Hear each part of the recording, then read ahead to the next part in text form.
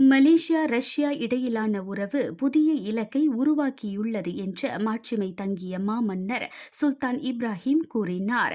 இரு நாடுகளுக்கும் இடையிலான உறவுகளையும் ஒத்துழைப்பை வலுப்படுத்துவதை ரஷ்யாவிற்கான எனது அரசுமுறை பயணம் பிரதிபலிக்கிறது.